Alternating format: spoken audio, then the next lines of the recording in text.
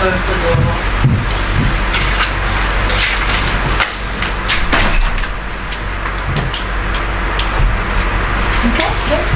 Okay, well, hello and thank you all for coming. For those of you who don't know, my name is Rebecca Hancock and I'm going to be presenting on my dissertation, which the title was Representations of the Palestinian Lived Experience under the Israeli Occupation post the 1993 Oslo Accords.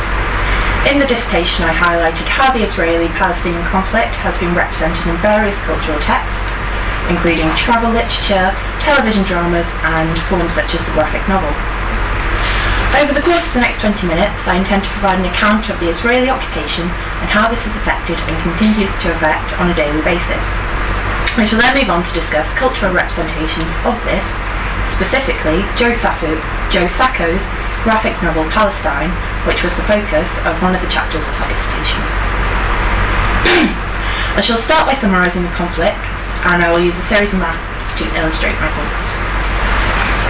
So in order to introduce the background of the current conflict, I feel it is necessary to go back to the years following the Second World War and the formation of the State of Israel.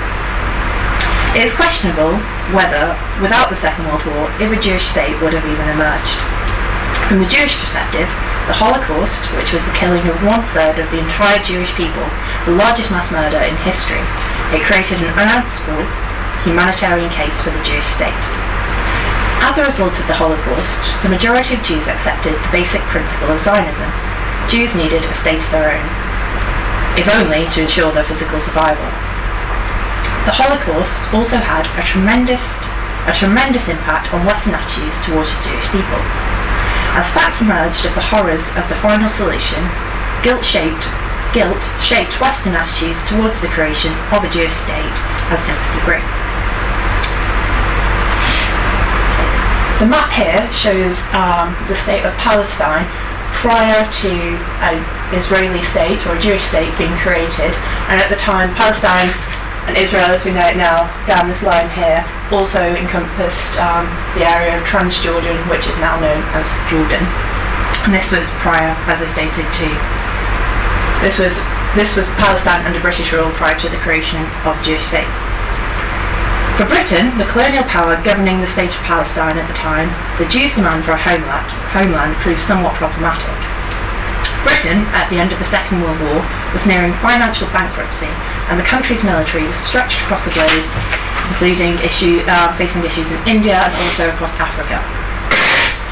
The British government agreed to the proposed creation of a Jewish state sanctioned by the United Nations General Assembly. The newly formed UN proposed dividing Palestine into Jewish and Arab states, with Jerusalem as an international city. And as you can see here, the orange, pinky kind of area, that is the proposed Arab state, with the aqua blue area as the proposed Jewish state. And this plan was accepted by Jewish leaders, but was rejected by the Arab leagues and never actually implemented. After Britain withdrew and the Jews declared the State of Israel, war broke out with the neighbouring Arab nations. 8 months after this war began, an armistice line was agreed, establishing the West Bank and Gaza Strip under the control of Jordan and Egypt. And this is shown here. And the yellow area now represents the State of Israel, with Jordan and Egypt controlling the green area. The green area being controlled by Jordan and the pink area of Gaza being controlled by Egypt. This conflict led to hundreds of thousands of Palestinians fleeing or being driven out of what had become Israel. And then moving on in history to the 6-day war between the State of Israel and the neighbouring states of Egypt, which took place in 1967.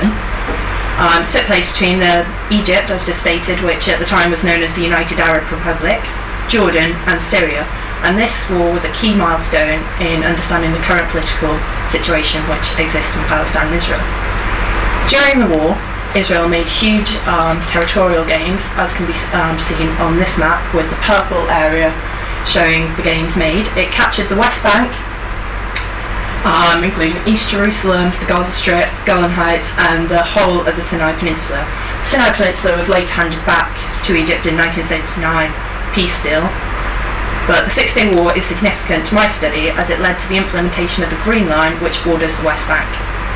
The line snakes in and out of Palestinian towns and villages, often separating farmers from their lands and their fields and opposing them from going to work. The 1967 Green Line is advocated by the UN and many others to the international border between Israel and the West Bank. The Green Line holds much significance due to the separation barrier which the Israelis have created along the line. Before I go on to discuss the building of the separation barrier, which is one of the fundamental contestable issues of the Israeli-Palestinian conflict, I think it's first important to consider the First Intifada. Map here shows the geography which was present at the time of the First Intifada. And the word Intifada is actually an Arabic word which literally means shaking off, but is also used to denote political uprisings. So the First Intifada began in 1987. Frustration on the part of Palestinians is attributed to frustration on the part of Palestinians due to sanctions imposed by Israelis. It has been attributed to the cause of the uprising. The Israeli-Palestine barrier began construction in the late part of 1992 in the northern area of the West Bank. The justification for the Israeli initiative was as a response to the unprecedented number of suicide bombers which had caused widespread destruction and numerous casualties and fatalities inside Israel. The Intifada resulted in peace talks taking place between both nations for the first time. The Oslo Accords of 1993 were seen at the time as a major turning point in Middle Eastern relations. Officially named the Declaration of Principles on Interim Self-Government Arrangements, the document was signed at a ceremony in Washington, presided over by President Clinton. Representing their respective nations was Palestinian leader Yasser Arafat and Israeli Prime Minister Yitzhak Rabin. The Oslo Accords differed greatly than any previous attempts by Palestinians and Israelis to broker some form of peace between the nations. The vital difference was an agreement by both Palestinians and Israeli governments to meet and discuss face-to-face on the subject of a lasting peace between the two nations. It was intended to be a lasting structure in which any future negotiations between Israel and Palestine could take place. However, despite these monumental promises of peace, it did not last, and the construction of the Israeli separation barrier continued. What is contestable about the barrier is the route it takes. It does not adhere to the Green Line, which was set out in 1967, as you can see here, and the actual barrier has been taking the route of the Red Line, and as you can see, it encroaches greatly into Palestinian land. The barrier was actually found to be illegal by International Court of Justice in 2004.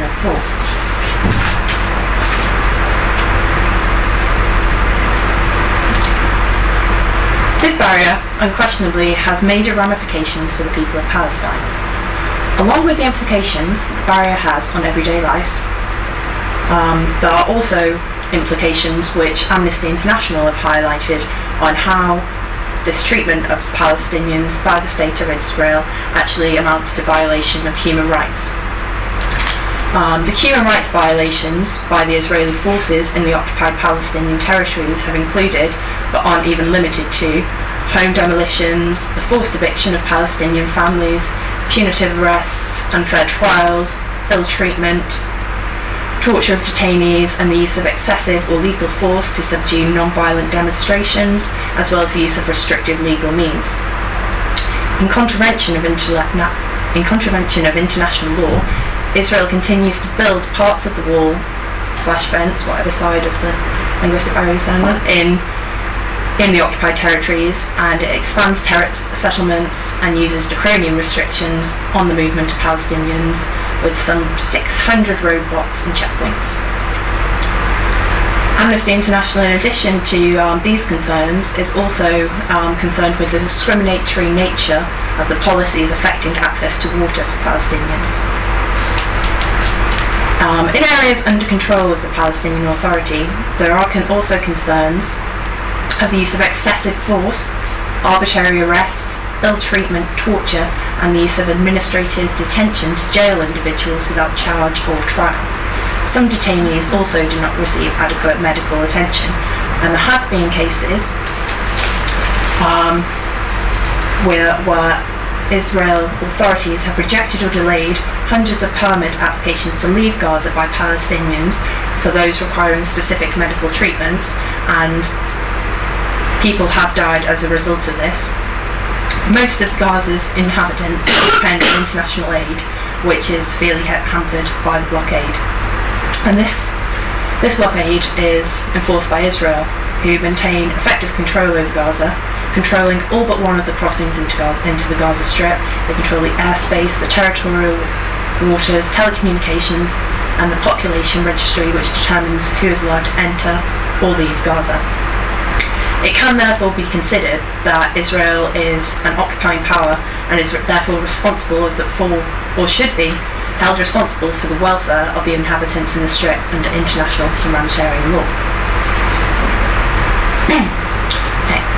I'm now going to move on to discuss how these lived experiences are portrayed in Joe Sacco's graphic novel Palestine. As just said, Palestine is a graphic novel which focuses on the experience the author had in Israel and Palestine. The novel was initially published as 9 short stories in the form of a comic in 1993, and it was later compiled into one volume in 2001. Sacco spent several months in late 91 and early 92, which was the time of the First Intifada, in the West Bank and Gaza Strip with Palestinians, travelling and taking notes of their experiences. Sacco presents his narrative in a chronological manner, detailing his time spent in the occupied territories. He also incorporates into his narrative flashbacks to historical events which have shaped the current conflict, including the signing of the Balfour Treaty and the Six-Day War. Sacco can be perceived as providing his intended audience in America with the reality of life in Palestine, which would have been unknown to many in the West. Sacco doesn't try to convince himself or the reader that he's acting as a neutral observer, though his goal, which he states, is to document events and interview Palestinians. He is affected by the reality of what he witnesses in the occupied territories, and he cannot but help to participate in situations which happen in his presence. As the narrative progresses, he becomes even more active as he shares food and lodgings with Palestinians that he interviews, and he even breaks curfew with them when staying in the Gaza Strip.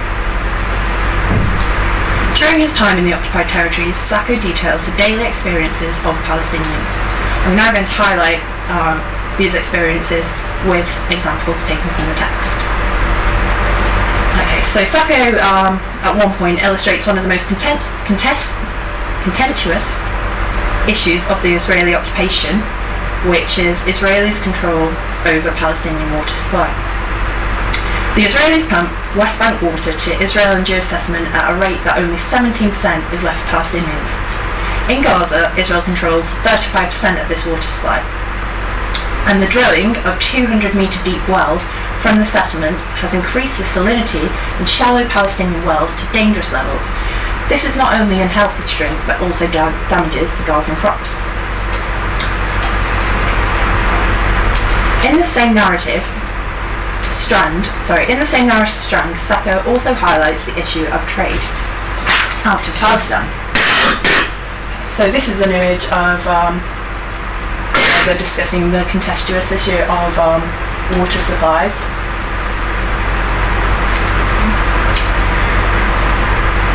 And going back, it also discusses how Palestinian produce for the European market is packaged and labelled as produce of Israel. This is due to the fact that in order to reach Europe, the products have to be shipped from Israel. It is Israeli policy to only ship Palestinian products after their own have been deployed. This results in goods being spoiled by the time they reach their destination, and the packers and the farmers of Palestine have to cover these costs. If the products are labelled products of Israel, the authorities allow them to be transported, however charging the Palestinian farmers a significant fee for this privilege. Another issue which is raised by Sacco is that of the treatment of Palestinians by the IDF, the Israeli Defense Force. This ranges from soldiers assaulting protesters to their treatment of prisoners. Okay. This is exemplified in the image here. Sacco retells the account of a Palestinian man named Ghassan. Ghassan was imprisoned a year previous to his encounter with Sacco by the Israeli General Security Service, where he was interrogated and tortured. In this narrative, Sacco illustrates the horrors endured by those imprisoned by the Israeli government. In this strand of the narrative, Sacco can also be perceived as using the form of graphic novel to his advantage. As you've seen in these images,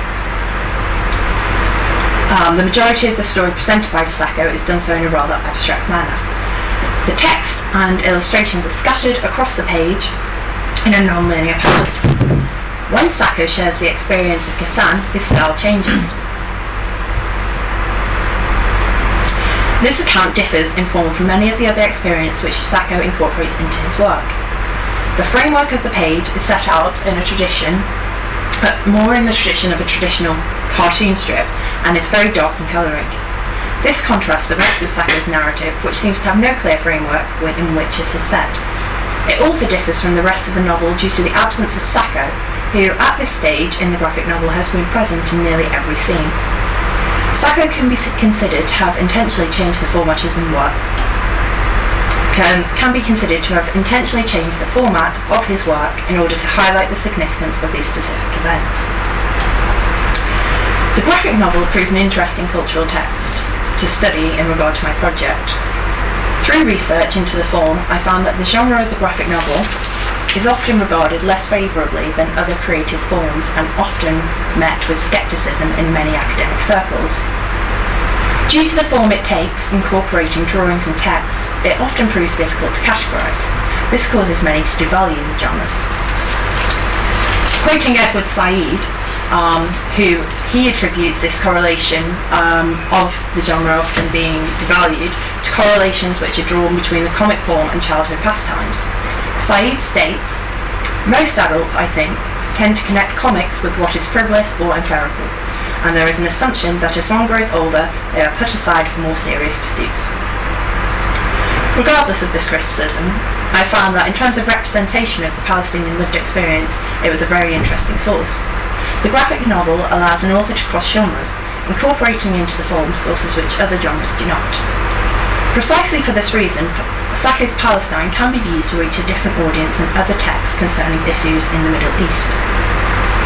A text such as Palestine can be perceived to have two target audiences, the first being those already interested in the case of Palestine and the Israeli occupation, the second being that of a fan of a graphic novel who would purchase the text without any prior knowledge of the situation in Israel and be educated to the struggles of the Palestinians almost as a byproduct of enjoying the genre.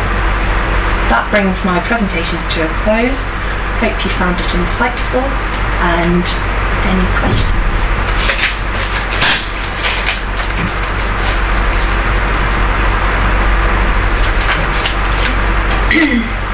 Can I just ask a very general question to get us going? I was wondering why, obviously I haven't read your dissertation, but I assume in the dissertation you looked at a range of different texts. I was just wondering why you chose this one to focus on the presentation. Well, I thought it was one of the out of the text I studied. I did 3 different chapters. I did one on travel writing, one on the graphic novel, and another one on a drama documentary, television drama. And I thought the graphic novel was the most obscure, really, of a way of summarising historical events. I thought it was a very interesting text in order, it reaches a different target audience, and yeah. Okay. And did you made some interesting points at the end about the graphic novel as a cultural form. Do you think, just want to push on that a bit, do you think that the form of the graphic novel, do you think that shaped the content at all? Does it shape, what do you think he was trying to do by representing this narrative in the form of a graphic novel? Something that I think you're right a kind of common sense view of the graphic novel would be it's fun, it's entertainment, and yet there are second enough people that try to do something quite political with that. And I'm just wondering if you've kind of thought about why they choose that particular form. Well, in the research that I did for the chapter, I read several interviews with Sacco, and he actually differed in opinion on on different interviews depending on the source. Because one interview that he gave to The Guardian in the UK, he said that he went out there in order to enlighten, like paraphrasing, but in order to shine a light, and I think the phrase he used was give a lens to the people of Palestine. And then with another interview that he gave to Al Jazeera, he stated that he was living in Berlin at the time and he just had the opportunity to go to Palestine, so he took it rather than there being any kind of premeditated concept of telling the story of the Palestinians. Thanks.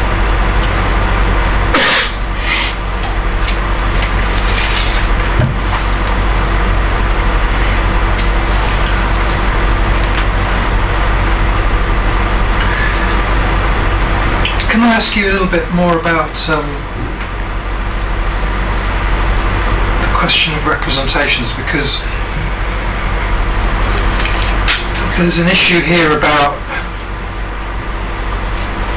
an American travelling to Palestine and then representing it, and you presented this as very much kind of for American audiences, and you prefaced it by saying that the reality was unknown in the West. Well, this again goes back to statements made by Sacco. Sacco himself has dual nationality, is Maltese and American, but that was his intention. He never, in interviews I read, he never said the West. It was also always referred to as America and enlightening America, because he states that he thinks Europeans are much more politically aware in terms of the Middle East than Americans, and also that American culture automatically sides more with the Jewish cause than the Palestinian. Is that what you're telling me? Well, that's the beginning, yeah. I mean, I suppose I'm wondering whether this argument that the reality is unknown in the West, whether that makes sense. I mean, from the perspective of the Israeli state, for example, you often hear the argument that Western media are biased towards Palestinians, and that there's a concern all the time by human rights groups and the sort of international law kind of community to single out Palestine and Israel-Palestine among a whole range of other international conflicts that are going on that could become the centre of attention, but this is the one that's focused on. So the suggestion there would be that actually there's actually a lot of interest and a lot of knowledge about the situation, a lot of representation and reportage. Yeah, I would agree that there is a lot of representation, but I think the representation of the Palestinian, it fits into two categories. That Palestinians are either portrayed as the victim or the terrorist. There's no middle ground of the everyday experience, of the lived experience of Palestinians, and I think that maybe was Sacco's intention in writing, was that he wanted to talk about the everyday man as opposed to the two extremes. So you would agree with that then, that the everyday experience of Palestinians under occupation isn't widely understood in the West? No, definitely not, because with any kind of news story that makes its way to Western media sources, that you only ever perceive the extremes. You don't often get the everyday experience. So I would suggest that although Sacco went with the intention of portraying lived culture, lived experience, that through what he experienced he did portray it in a kind of sentimental, almost he did it in a sympathetic light, his portrayal of Palestinians. Whether that was his intention or not, I would say that was the end product. But just to stick with, before we kind of talk more about Sacco, just to stick with the thing about the experience, so your argument is really focused not on knowledge of the politics as such, it's to do with the experience of Palestinians under occupation. I'm wondering what you think, as a general question, not specifically to do with Sacco, what you think that does to our understanding of the situation in Israel-Palestine if we are educated about Palestinian everyday experience. Why is that important and valuable or necessary or useful? I think it kind of depends on if you're a Zionist or not, as to whether you think it's because if you were a Zionist and not necessarily living in Israel, living in the West, that you would perceive these kind of portrayals of Palestinian as almost a form of propaganda, whereas if you assess the situation and you didn't have as much like built-in or like personal feelings towards the conflict, then perhaps you wouldn't feel that as greatly. But do you think it's propagandist? I don't think the intention of it is to be propagandist. I don't think that was the intention at all, but I could see how the argument could be fought from the corner that it was propaganda as the end result. But it's the same way, it's embedded journalism, so with any kind of embedded journalism that you're going to agree with the side that you've been stationed with, that when embedded journalists are stationed in Iraq or in any kind of current conflict, that their interpretation is going to reflect what the military want to think, in the same way that Sacco's experience, going back to Sacco, how his experience reflect what the everyday Palestinian man feels and experiences. On our culture and conflict course, we obviously studied Northern Ireland, and there was the sort of relationship between conflicts of and the lived experience of people in Israel and Palestine and in Northern Ireland, and we also studied Hunger, the film. I was wondering if you could see relationships between the sort of way that hunger was portrayed as propaganda and the way that this Palestine was. There was a relationship between how they were experienced in the outside world by... Well, in terms of the Northern Ireland troubles and comparatively Israeli-Palestinian conflict, they're both ethnic wars in terms of religion as well, religious conflicts, and it's difficult to say with representation because every cultural text made is not only representing the time period in which it's set, it's also a product of the period in which it was created. So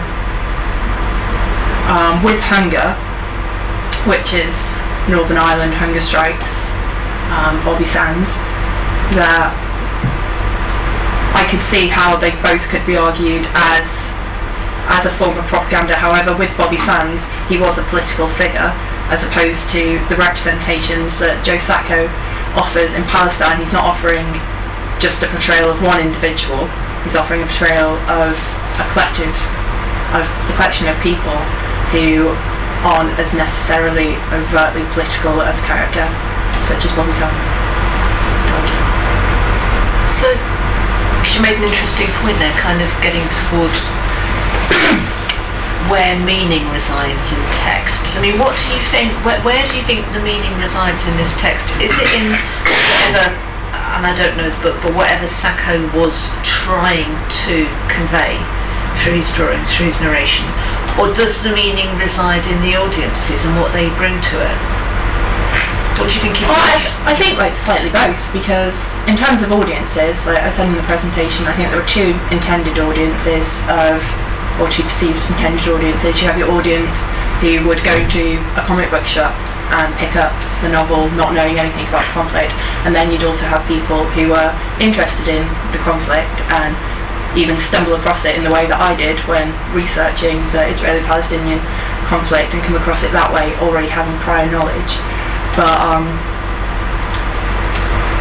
with the audience's reaction, that I don't even think Sacco intended it to be as well received as it was, because at the time of its publication he was pretty unknown, and then he published other graphic novels before, but that kind of threw him into the limelight, and I think there was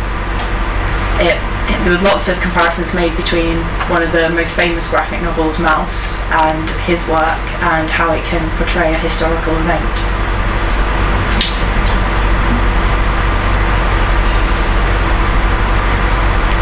Just a question on the ethics of like portraying sort of such a a big event and like conflict as sort of as an art or an entertainment. What do you think about that? Like, how do you feel that's perceived by sort of the people that just like pick it up and read through it and then they put it down and walk away, or the people who sort of see it as a representation of the conflict?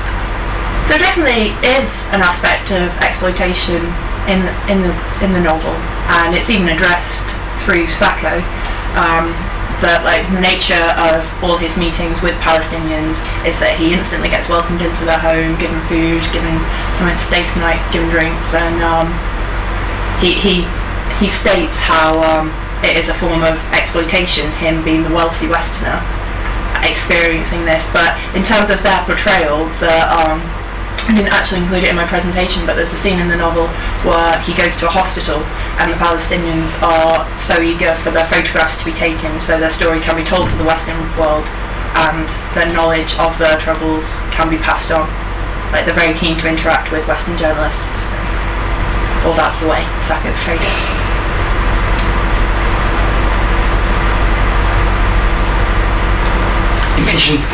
You mentioned briefly about embedded journalism, so would you say there's a lot of similarities between this and say something like Evan Wright's Generation Kill?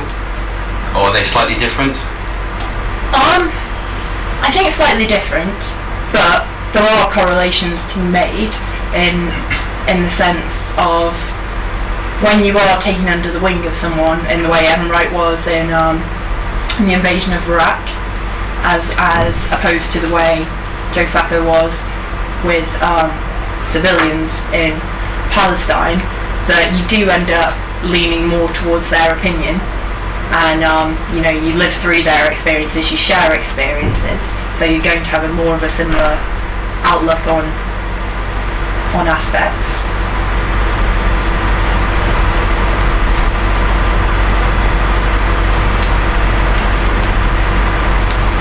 Can I take you back, Rebecca, to this question of experience again, which is intriguing me? Because in your presentation you gave us an analysis about some of the ways of thinking about the Israeli occupation and how it operated in terms of control of territory, human rights violations, arbitrary detention, and so on, control of transport. And this idea of the occupying power, and its responsibility, which it clearly has under international law, Israel is the responsible occupying power. How would you characterise the experience, though, of Palestinians? I mean, if you were to kind of offer a kind of short statement or analysis about how to characterise that experience, I mean, how would you describe it? Well, the experience of Palestinians under the occupation. Because there's something different about describing the conditions in which people are living under and what their experience of those conditions is.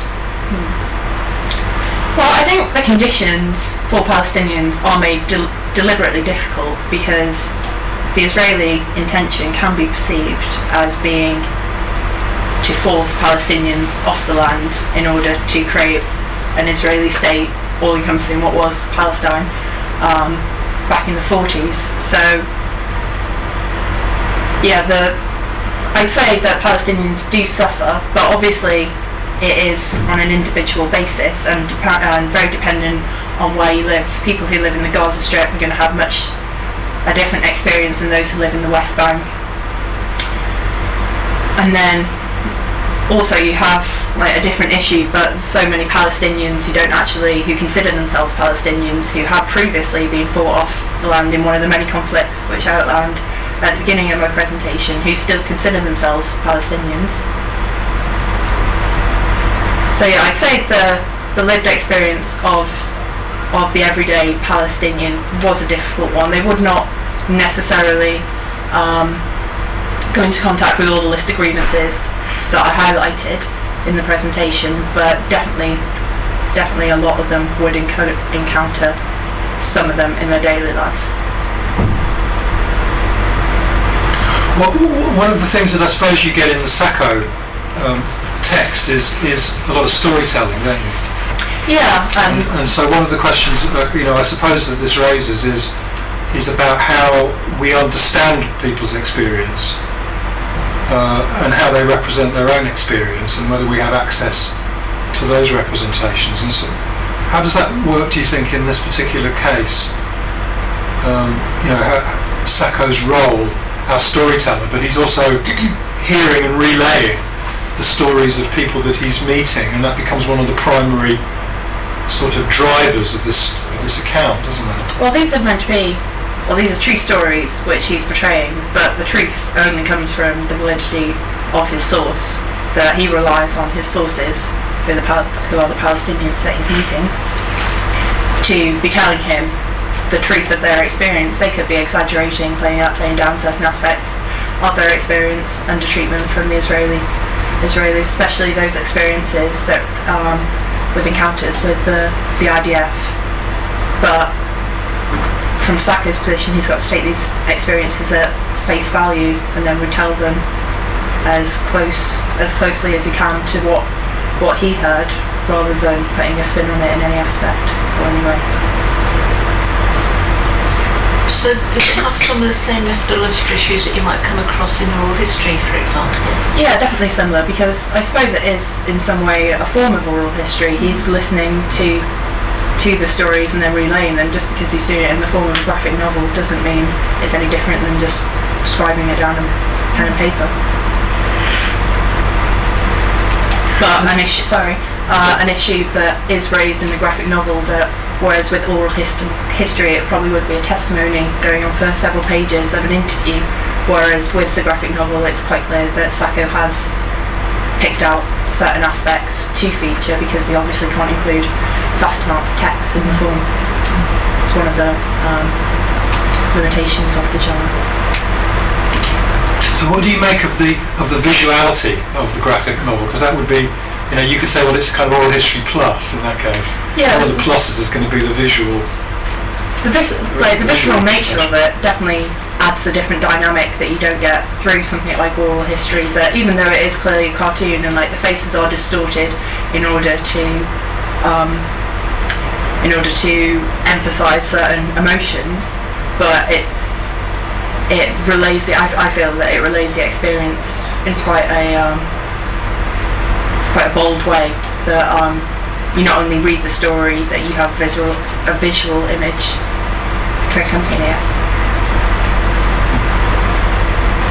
And do you think it's going to get a wider or a different audience than perhaps a kind of a traditional written history, just so events might have?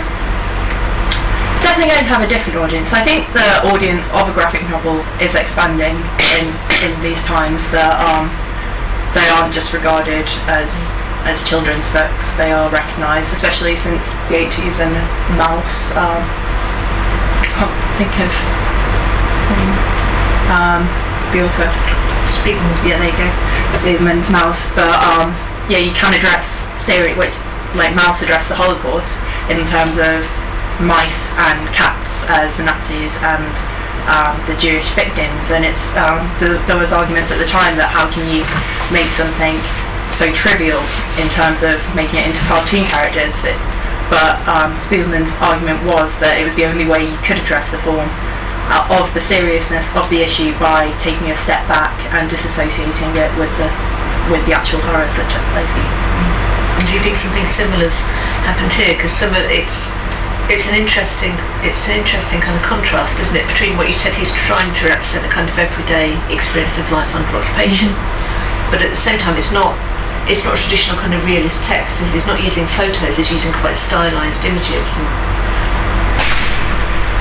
Yeah, I think it can have both effects, that people do take a step back in the same way as Mouse and address the issues which are being commented upon, but it also draws you in, because there are scenes in the graphic novel where it's portrayed as photographs, and so it's meant to look like still images of experiences which he captured on camera. Okay.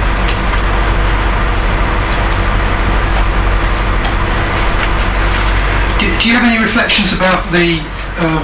You talked about other representations, and whether or not you find it interesting to do the contrast? I mean, what did you discover in the other texts, and what were the other texts, and how do they differ from what you're finding in Sacco? Well, the other text I looked at was it was a drama documentary called The Promise, and also a form of travel literature which was by a man called Mark Thomas. It's called Extreme Rambling, Walking the Wall, and comparisons between across the three, that I felt that Palestine, the graphic novel, probably had the most scope for being able to explore issues that arise around the Palestinian-Israeli conflict, just because of the nature of the form, that it can go off on tangents and feature several different images per page, whereas both the travel literature and the television drama have to stick to the constraints that the genre enforces on them.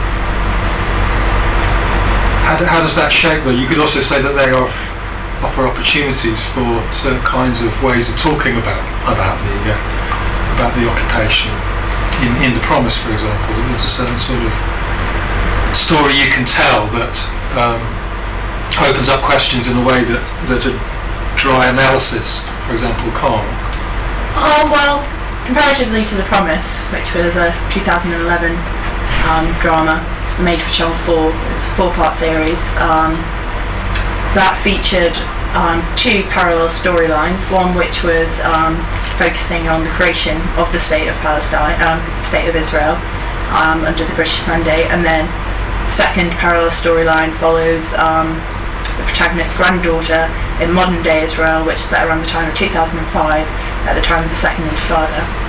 And it's their different experiences of firstly feeling sympathetic towards the Jewish cause, and then learning more through their experiences of the way society functions, both in the 40s and in the modern day, and how that then turned their opinions around to Palestinian sympathies. So going back to your question of representation and comparing it, I would still say that the graphic novel had more space to assess the situation as opposed to Promise, just due to its format. It's partly perhaps because it's freed from having to tell a story. Yeah. A single narrative story.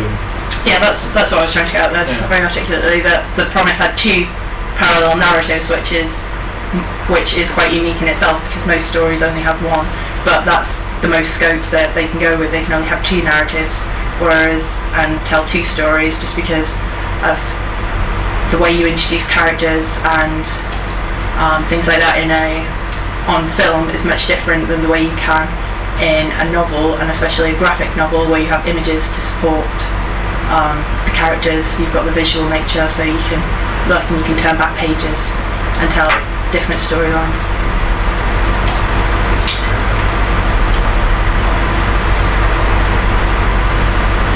Any last questions burning to be asked?